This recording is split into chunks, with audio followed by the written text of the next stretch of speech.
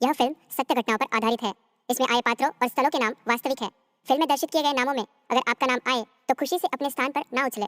औरों को फिल्म देखने में दिक्कत हो सकती है। इसमें प्रयोग किए गए कुछ चटपटे शब्दों को केवल हंसी के रूप में ले। कोई भी व्यक्तिगत रूप से स्वयं पर ना ले।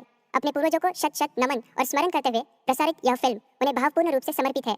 यह चित्रीकरण टॉलीवुड, बॉलीवुड तथा हॉलीवुड रूप से नहीं बल्कि स्नेह भाव से पूर्णतः फैमिलीवुड फिल्म है। सर्कस। आज की कहानी अमेरिका के सर्कस नाम के होटल के सच्ची घटनाओं पर आधारित है। डैनियल को उसके पापा अपने साथ लास वेगास के फेमस सर्कस में लाए थे।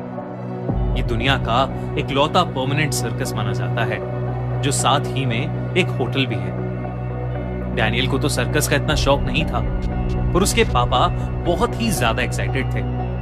वो चाहते थे कि जैसे बचपन में वो खुद सर्कस देखा करते थे वैसे ही उनका बेटा भी सर्कस देख पाए। पर डैनियल सर्कस में कुछ खास इंटरेस्टेड नहीं था और वो बस अपने पापा का मन रखने के लिए उनके साथ आ गया था।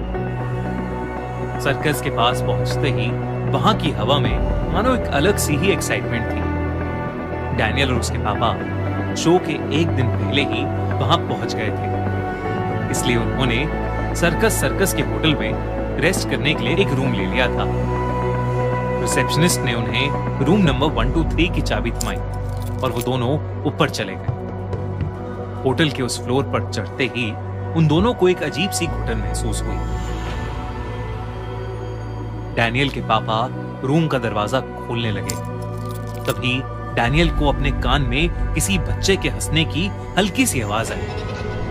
डैनियल तुरंत मुड़कर इधर उधर देखने लगा, पर आसपास कोई नहीं था। डैनियल ने अपने पापा से कुछ नहीं कहा और दरवाजा खुलने पर वो उनके साथ रूम के अंदर चला गया। लेकिन रूम खुलते ही डैनियल और उसके डैड दंग रह गए, क्योंकि उनके पूरे रूम का सभी सामान इधर उधर बिखरा हुआ था। ऐसा लग रहा था कि जैसे रूम में कोई तूफान आया हो। वो दोनों सीधा रूम से बाहर निकले और फ्लोर पर काम कर रहे हाउसकीपर को आवाज लगाकर बुलाने लगे। हाउसकीपर के आते ही वो उसे रूम दिखाने ले गए तो रूम का सभी सामान अपनी सही जगह पर रखा हुआ था। डैनियल और उसके डैड को अपनी आंखों पर विश्वास ही नहीं हो रहा था। अभी कुछ ही देर पहले उन्होंने अपनी आंखों से रूम की बिगड़ी हुई हालत देखी थी, पर अब सब कुछ बिल्कुल सही तरीके से रखा हुआ था। डैनियल के पापा जैसे ही उस हाउसकीपर से थैंक यू कहने के लिए मुड़े, वो हाउसकीपर वहां था ही नहीं, बल्कि वो पूरे कॉरिडोर में कहीं नहीं दिख रहा था। डैनियल और उसके पापा को सब अजीब तो लग रहा था, लेकिन उन्होंने उसे इग्नोर किया और रूम में आकर रेस्ट करने लगे। डैनियल के पापा की बेड पर जाते ही आंख लग गई, पर डैनियल बिल्कुल भी थका हुआ नहीं था, इसलिए वो अपने पापा के सोते ही छुपके से रूम से बाहर चला गया। होटल के कॉरिडोर में चलते हुए डैनियल ने देखा कि एक अजीब सी दिखने वाली औरत एक रूम के अंदर एंटर कर रही है। डैनियल थोड़ा आगे चला, लेकिन डैनियल को वो औरत किसी और के रूम में घुसती हुई दिखाई दी। डैनियल को ये बात बहुत अजीब लगी, पर फिर भी वो कॉरिडोर में आगे चलता रहा। लेकिन जब उसे वो औरत तीसरी बार किसी और रूम में जाती दिखी तो वो अचानक घबरा उठा। उसने सोचा कि उसे चुपचाप वापस अपने रूम में चले जाना चाहिए, लेकिन वो जैसे ही पीछे मुड़ा उसने देखा कि कॉरिडोर के एंड में वही औरत खड़ी थी और वो डैनियल को ही घूर रही थी। उसकी आंखें पूरी तरह से लाल थी, उसके बाल बिखरे हुए थे और चेहरा बेहद डरावना लग रहा था। जब डैनियल ने ध्यान से उसे देखा तो उसके हाथ नॉर्मल से बहुत ज्यादा लंबे थे, जिन्हें देखकर डैनियल सुन पड़ गया था। तभी अचानक से डैनियल के कान में धीमे से किसी बच्चे के रोने की आवाज गूंजी। दूसरी तरफ रूम में डैनियल के पापा की आंख खुली तो उन्होंने देखा कि उनके साथ कोई सो रहा है। उन्हें लगा कि डैनियल भी थक कर उनके साथ ही सो गया होगा, लेकिन जैसे ही वो डिनर के लिए डैनियल को उठाने आगे बढ़े, उन्होंने जो देखा उससे उनका दिल ही दहल गया।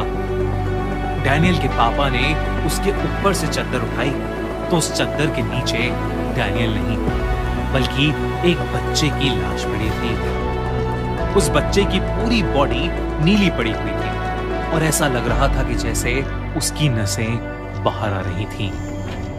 उस बच्चे के सर पर गोली का निशान भी था। डैनियल के पापा उस बच्चे की बॉडी को देखते ही चीख पड़े कि तभी उस बच्चे की लाश की आंखें खुल गईं।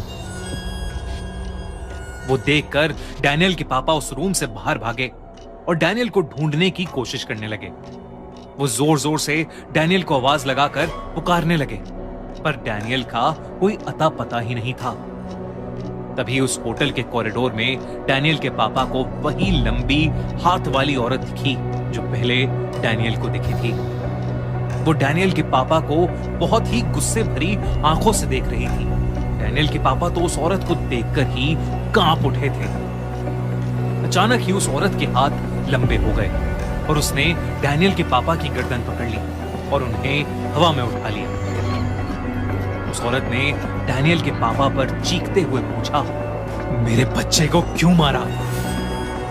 डैनियल के पापा उसे देखते देखते बेहोश हो गए। जब उनकी आंख खुली तो वो अपने ही रूम में थे और उठते ही उन्होंने देखा कि जमीन पर डैनियल लेटा हुआ था। डैनियल के पापा तेजी से उसके पास गए तो उन्होंने देखा कि डैनियल सांसें नहीं ले रहा है। डैनियल के पापा को कुछ भी समझ नहीं आ रहा था कि तभी उनकी नजर सामने की तरफ पड़ी। वहां वही औरत उस बच्चे के साथ खड़ी थी जिसकी लाश डैनियल के पापा ने अपने बिस्तर में देखी थी। अगली सुबह हाउसकीपर के बार बार नॉक करने पर भी किसी ने जब दरवाजा नहीं खोला तो होटल के स्टाफ ने उस रूम का दरवाजा तोड़ दिया और रूम के अंदर से डैनियल और उसके पापा को बेहोशी की हालत में पाया गया। उन्हें फौरन हॉस्पिटल एडमिट किया गया, जहां वो दोनों होश में आए और उन्होंने अपने साथ हुआ पूरा किस्सा सबको बताया। तब उन्हें पता चला कि सर्कस होटल हॉन्टेड है और कुछ सालों पहले रूम नंबर 123 में सर्कस में काम करने वाले एक माँ और बेटा रहते थे, जिनकी एक दिन सर्कस के बाद कुछ गुंडों से बहस हो गई और उन गुंडों ने गुस्से में आकर उन माँ बेटे को गोलियों से मार डाला। वो औरत उस दिन अपना सर्कस का लंबे हाथों वाला कॉस्ट्यूम भी नहीं उतार पाई थी और तब से वो वैसे ही उस होटल में भटकती है और सर्कस होटल को हॉन्टेड माना जाता है। वो औरत और उसका बच्चा हर किसी को अपनी मौत का दोषी मानते हैं और हो ना हो डैनियल और उसके पापा का सामना भी उन्हीं से हुआ था।